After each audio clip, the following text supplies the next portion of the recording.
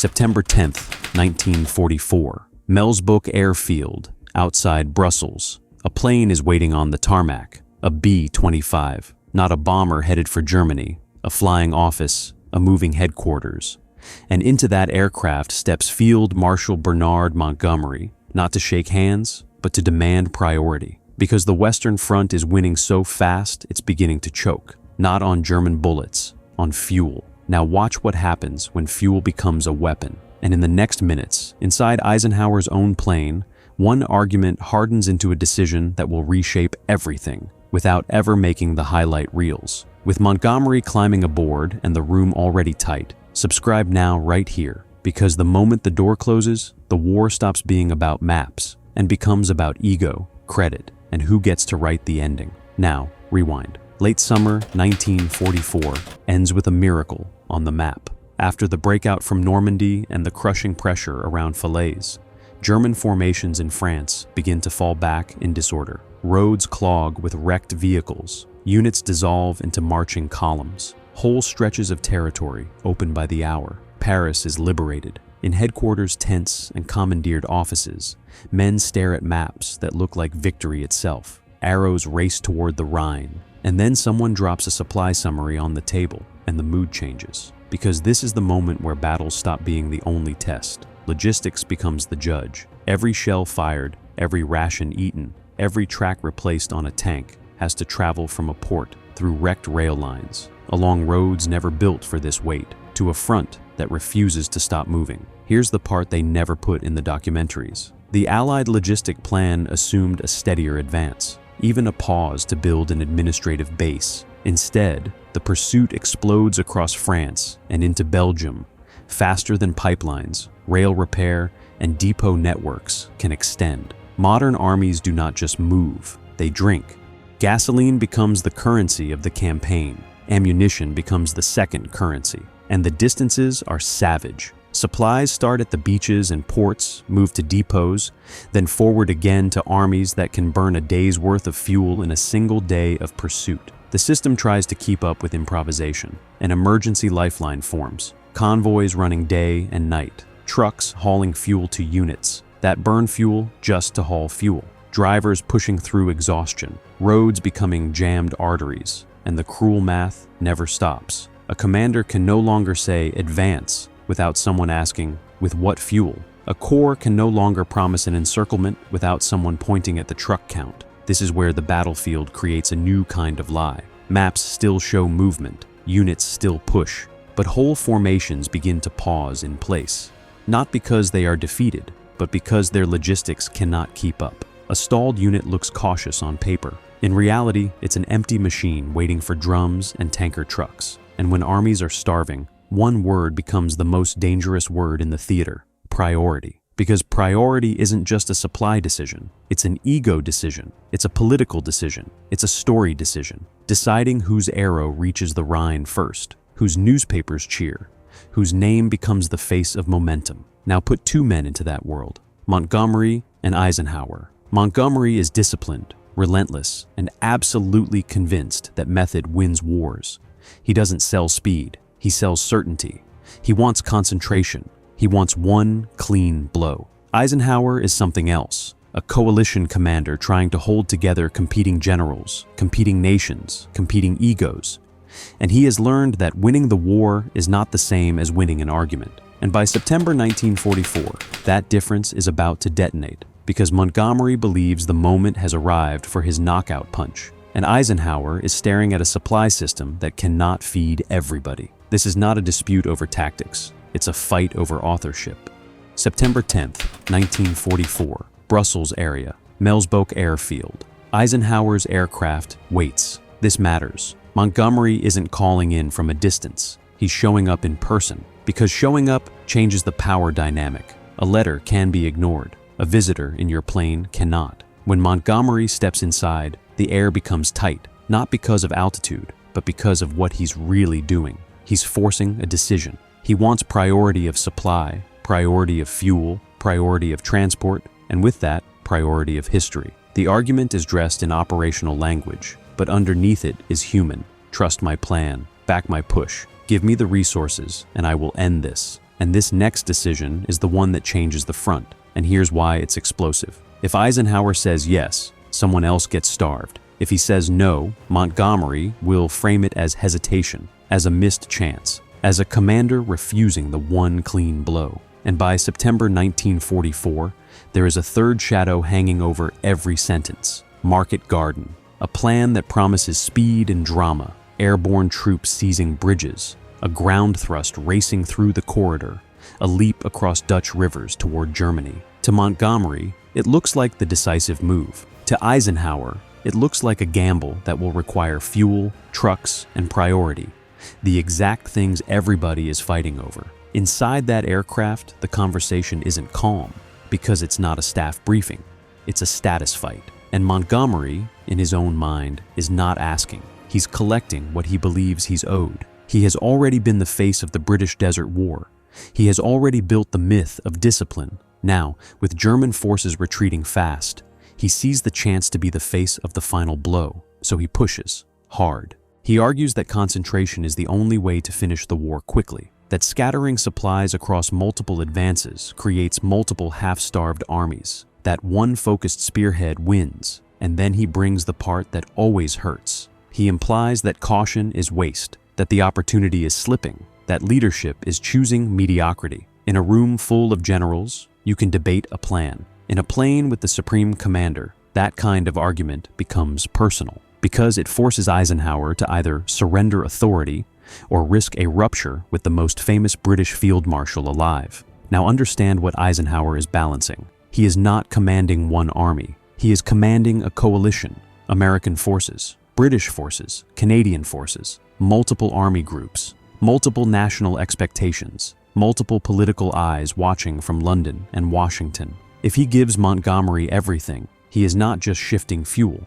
He is shifting prestige. He is telling the rest of the theater, this is the man who gets the ending. And for American commanders, especially Bradley and Patton, that is gasoline on pride. So Eisenhower pushes back, not necessarily with insults, but with the central reality Montgomery hates. There is not enough fuel, not enough trucks, not enough everything. So the Supreme Commander chooses distribution, not because it's dramatic, but because it keeps the entire front alive. And here is where Montgomery explodes, not in the sense of shouting like a cartoon, but in the way a disciplined man loses his mask. His tone hardens, his patience breaks. He stops being the polite allied partner. He becomes the man who believes he is being held back by indecision. This is where the meeting stops being polite. That emotional shift is the real moment, because once he crosses that line, the meeting is no longer about supply. It's about respect. And respect is the one thing Montgomery cannot let slip. If you want to understand this fight, stop thinking about fuel as a resource. Think of it as a vote. Now, the decision coming out of this encounter is not a clean victory for either man. It is a compromise shaped by pressure.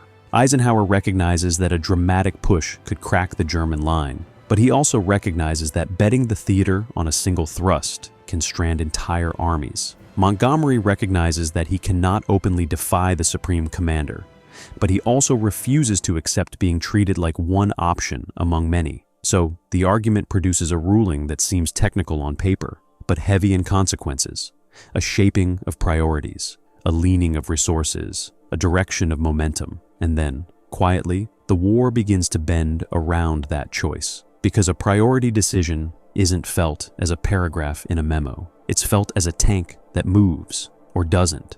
It's felt as an artillery battery that fires or pauses. It's felt as a unit that reaches a bridge or arrives too late. And it's felt as a commander who believes he was denied his moment and never forgets it. Now watch what happens on the ground after that plane ride ends. The plane meeting ends in minutes. The resentment it creates lasts for months, and the consequences show up on the ground. After the Brussels meeting, the front keeps moving, but it moves unevenly. Some formations surge, others stall. And those stalls are not just tactical, they are emotional, because men at the top start interpreting the same battlefield through different lenses. To Montgomery, every pause becomes proof he was right. If you had concentrated, we would already be across. To Eisenhower, every stumble becomes proof he was right. If you bet the theater on one thrust, you risk catastrophe. This is how coalition wars create bitterness, not because men are weak, but because they are human. And humans don't only want to win, they want to be seen winning. They want credit, they want control, they want the right to say, I ended it. Now, Market Garden becomes the proving ground of this psychology, because it carries everything Montgomery wants: speed, drama, a single spearhead, a narrative, and it carries everything Eisenhower fears: a narrow corridor, a long logistics tail, a plan that can collapse if one bridge holds. When resources lean toward a dramatic push, the rest of the front feels it. If fuel goes one direction, another direction slows. If trucks are assigned to one thrust, another thrust waits. And in that waiting, the German army, battered but not dead, gets time. Time to dig in, time to regroup, time to turn retreat into defense. This is where the miracle advance starts to pay its price. This is the quiet truth. Sometimes the enemy's greatest ally is your supply line. Now, what does this do to relationships? It makes them brittle, because once Montgomery believes he has been denied his rightful priority, he stops reading Eisenhower as a partner. He reads him as an obstacle. And once Eisenhower sees Montgomery treating coalition command like a personal campaign, he stops reading Montgomery as the reliable method. He reads him as a man whose certainty can become recklessness. The argument in the plane becomes a wound that doesn't show on the map, but shows in the way decisions are received. A request for fuel stops being a request. It becomes a political move. A refusal stops being a refusal. It becomes a personal insult. And that is how the Western Front gets shaped, by something the public never sees: a clash of temperament, a clash of ego, a clash of who gets to define what winning fast is worth. Now ask the title question again. Why did Montgomery explode inside Eisenhower's plane? Because in that moment, Montgomery believes the war has presented a door, and Eisenhower is refusing to walk through it. Because Montgomery believes concentration ends wars. Because he believes speed without focus is waste. Because he believes he has earned the right to demand priority. And because the last thing a man like Montgomery can tolerate is being treated like one voice in a room. If you want the human core, Montgomery wasn't fighting over fuel. He was fighting over authorship. And once a man fights for authorship, he never forgets who denied him the pen. Now imagine a different version of that plane ride. One where the decision tilts harder. The Western Front might look very different. What if Eisenhower gives Montgomery exactly what he wants? Not partial priority, not a compromise. Full concentration, fuel, transport, support, a theater-level bet. In that version, Market Garden, or a similar single thrust, becomes even more decisive as a commitment. The spearhead pushes harder. The corridor is resourced. The momentum becomes real. But the risk becomes real too. Because when you feed one thrust, you starve others. Other formations slow. Other opportunities freeze. And if the single thrust hits a wall, a defended bridge, a cut corridor, a surprise counterattack, the theater doesn't just lose time, it loses balance. A coalition can absorb delay. It struggles to absorb humiliation. Now flip the what if. What if Eisenhower refuses Montgomery more sharply? What if he protects distribution at all costs? In that version, the front advances more evenly. The risk is lower, but the end is slower. And Montgomery becomes even more convinced that caution is cowardice, which means the coalition becomes less united, and unity is a weapon too. There is no safe choice here, only different kinds of pain. This is why the Brussels argument matters. There is no clean answer, because the problem wasn't only German resistance. It was that the Allied machine was moving faster than its own bloodstream could supply. And in that constraint, every decision becomes a referendum on leadership style. Method versus flexibility. Control versus balance. Personal certainty versus coalition reality. And that's why this episode rarely gets discussed, because it reveals something uncomfortable. The war's shape is bent by personalities fighting for the ending. People remember battles, they remember D-Day, they remember Paris, they remember the Bulge, they remember flags and speeches. They don't remember a conversation inside a plane because it doesn't look like war. There's no gunfire in it, no dramatic footage, no single heroic shot. But that's exactly why it matters, because wars are not only won by courage, they are won by decisions that determine where courage is allowed to move. Fuel is invisible on camera, but it is the difference between a tank that breaks through and a tank that sits still. And in September 1944, the Western Front becomes a living proof of that truth. Montgomery's outburst in Eisenhower's plane is remembered only by people who study the machinery behind victory, because it exposes the human cost of command. A field marshal who cannot accept being slowed, a supreme commander who cannot afford to let one ego steer the entire coalition. Two men who both want Germany defeated, but want to be the man who can say, "I did it right." So if you've ever wondered why Allied momentum slowed after the miracle chase, don't only look at German resistance, look at supply. And then look at what supply does to men. It doesn't just limit their armies, it reveals their personalities. And that's why this plain argument matters, because it shows you something the highlight reels never show. Victory is also a fight over control, credit, and restraint. If this clash shocked you, the next case is even sharper, because it's not a plain argument. It's a fight over Normandy itself. Did Montgomery steal Bradley's breakout credit? Leave a comment. Did Eisenhower make the only responsible choice, or did he miss the moment to end it?